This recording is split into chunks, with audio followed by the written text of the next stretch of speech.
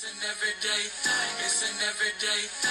It's an everyday thing when you let your nuts hang. We've got some breaking news right now. Turns out the chief of naval research, a rear admiral and career military official, has been ousted from his position and moved elsewhere. He's been replaced by a 33-year-old DOJ staffer. And this is another area where the Trump administration has moved away from experience and lengthy resumes to somebody much younger with not very relevant experience. Where she does have experience, this new hire, she has torn up contracts, torn up government funding grants, and this is a key position that's in charge of a lot of grant money, and this is an area where they'll be able to do that even further.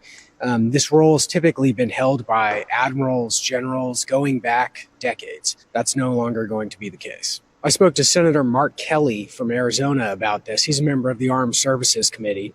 We also have details on what this role is, how it works. If you want to know what happens next, you can subscribe at presspass.thebulwark.com. For my newsletter, I'm Joe Perticone, the Capitol Hill reporter for The Bulwark. And if you're already a subscriber, we thank you for your support.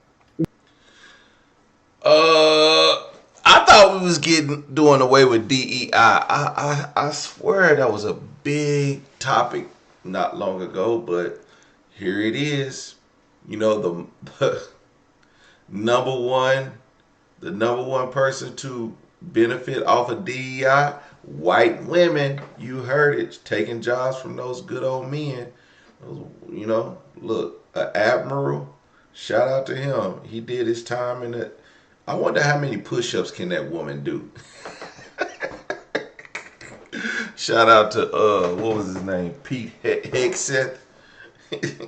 we need leaders who can do push-ups. Okay, they need to be tough. Okay, another grossly unqualified person in this cabinet. Listen, it's just more and more. They just keep adding to the fire. But listen, if this addition helps out the country, I think it's a great move. Whatever helps out the country. But we've seen how that's been in the past. I mean, you hire a brain surgeon to oversee HUD. That's just insane. Okay, so. Yeah. Mamdani runs for governor, and you scream and bitch and moan about experience. A rear admiral, career military official gets fired as the chief of naval research and gets replaced by a 33-year-old with no experience except for being a part of DOJ. Where's the outrage? Where's the consistency? Or is this a hypocrisy? I'm just saying, this position has been held by generals and admirals for decades. There's no reason for her to be in this position. Mamdani runs for governor, and you scream and bitch and moan about experience. When Donnie runs for mayor. But yeah, even the people who don't know what they talking about know what they talking about these days. That is how people who don't know what they doing are able to get into these positions. Because it's a DEI hire. I know people. I got people that know people. If you got somebody who knows Donald Trump, I suggest you use that to get your dream job. Speaking of Barron being on the board of directors at TikTok, his merit and his knowledge had nothing to do with that. But if it did, if he was like this amazing TikToker and this amazing business person, I'd be like, you know what? It makes sense for a 19-year-old Barron Trump to be on the board of directors. But then again, you know, sometimes we just be doing shit. Donald Trump just be doing shit. Here's an update for all service members on the government shutdown and basically if we're getting paid. To preface, I am a political science major. I keep up with the news. I am not telling you how to think, political statements, nothing like that. I'm just telling you about, right, like ETS/PCS, if we're getting paid, like when to expect to get paid and stuff like that. So I really want to kind of keep this like bipartisan and not get into politics. So the other day, the Senate failed to pass a continuing resolution which would give funding to the government for like 2 months for the 13th time. What this means for us is the shutdown is going to continue. Democrats want to not do a continuing resolution. They want to completely fund the government for the next year, whereas Republicans want a continuing resolution and then in the 2 months that the government's open to debate and come up with funding for the following year. So as of right now, 29 October at 15:20 Pacific time, we will get paid on this 31st first paycheck. But it's already come out in the news that politicians are saying, brace yourselves, you're not getting paid on the 15th. Which means to me that expect the government to be shut down through the 15th, right? No bill's going to get passed. They're anticipating no bill's going to be passed because otherwise they would wait longer to tell us that we're not getting paid. Once that passes, once the 15th passes, we're closing in on Thanksgiving. Governments are going to shut down. Politicians are going to go home, spend time with their families, just like, the rest of us want to. So don't really expect a resolution, whether it's a continuing resolution or a full year of funding to be passed before Thanksgiving or basically before the beginning of December. Once the calendar turns to December, Congress will probably have 2.5, maybe 3 weeks of attempting to pass a bill or a continuing resolution before they break again for Christmas and Hanukkah and those holidays. I personally do not foresee anything getting passed or the government opening back up prior to the December holidays, which means this lockdown is going to stretch into the new year. So to recap, we're going to miss the November 15th paycheck, the December 1st paycheck, the December 15th paycheck, and the January 1st paycheck. That's if they can't get something done between either like the 15th and like the 22nd of November or like the 1st of December and like the 17th of December.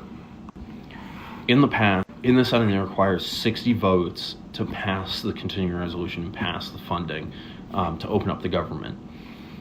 I believe on this 13th attempt that they had either yesterday or the day before, they only had 55 senators, which was the 50 Republican senators, 1 independent senator, and 4 Democratic senators, with the 45 being, I believe, 43 or 42 Democratic senators, like 1 or 2 independents, and 1 Republican.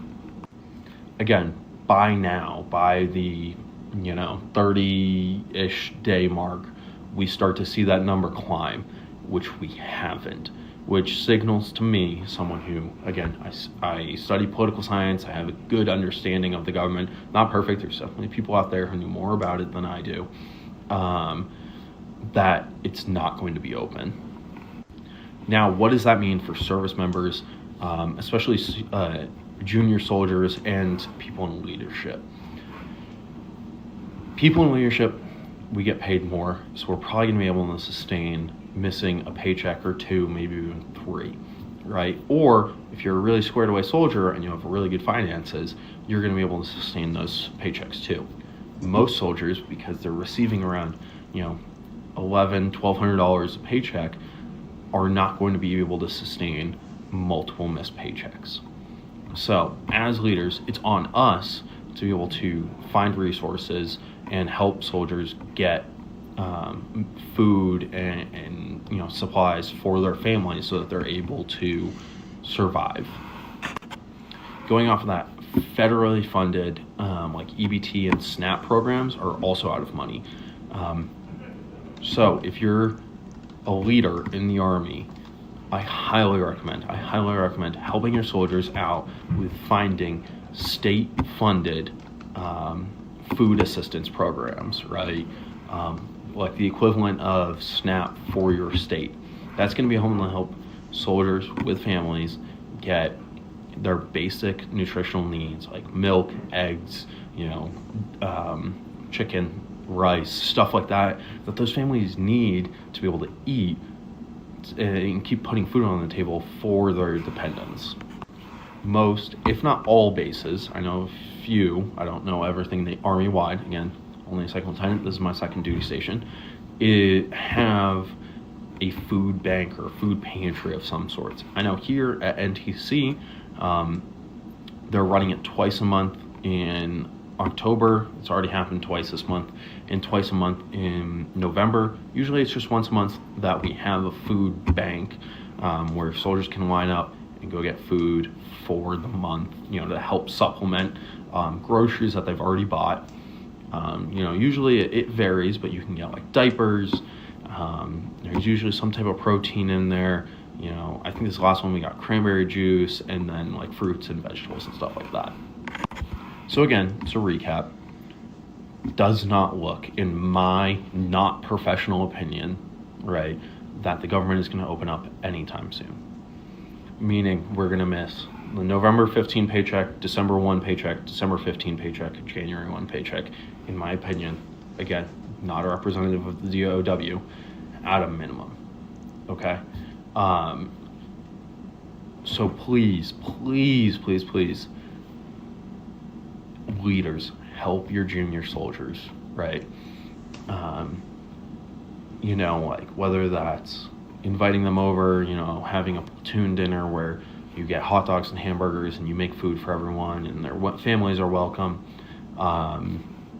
to, bringing in energy drinks or, like, hey, I'm running the 24, can I get anyone anything? It's really going to help because even if soldiers don't tell you, they're stressed about this, okay? Being a leader is understanding and being able to read the room and say, hey, even though, a monster is not food, it's not going to get food on the table for their family, it's going to help alleviate a lot of the stress. Because, that soldier was going to go buy that monster anyway, but at least able to save those $3, like whatever. So it's not forcing leaders to do anything that they can't do, that they can't afford. But this is a really important time as a service member and to band together and help out families who really need it. Yeah, man. So he's saying that this might not open back up until after the beginning of the year, that's not a good look. And you know what? Honestly, if they don't get this government open, I don't think these politicians should be taking long vacations for the holidays. I mean, you can get Thanksgiving Day off maybe the day after, but your ass better be back in Washington come Monday. Same thing for Christmas. What day is Christmas on? Let's see here. Christmas is on a Thursday. They'll probably still take that Friday off. Your ass better be back in there Monday. New Year's Eve on Wednesday. Be back in there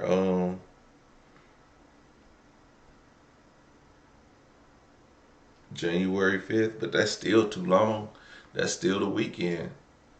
I mean, if it goes into that, you know how hard of a hit the economy might take? That'd be crazy. I don't think that we should be I don't think that we should hold out. I don't think the Democrats should hold out that long. If they're not negotiating something, I think what it is neither side is negotiating. They keep saying, "Well, I'm going to them and asking if we." No, you're asking for them to fold. You're not asking them to, the Republicans aren't asking for the Democrats to negotiate. They're asking them to just fold on the bill. Even when it comes to the partisan 1 year spending, short term, just to fund through November 15th, which it was at one point. They weren't negotiating. They were just telling them how they wanted them to vote, and it didn't work. And the Democrats, they're willing to negotiate, but they're not willing to fold and just go with what the Republicans have. So both sides are looking for something. Both sides are solid on their points, and it looks like they won't get those 4 votes easy. I think the Democrats, once they get what they want, they'll pass them 4 votes immediately.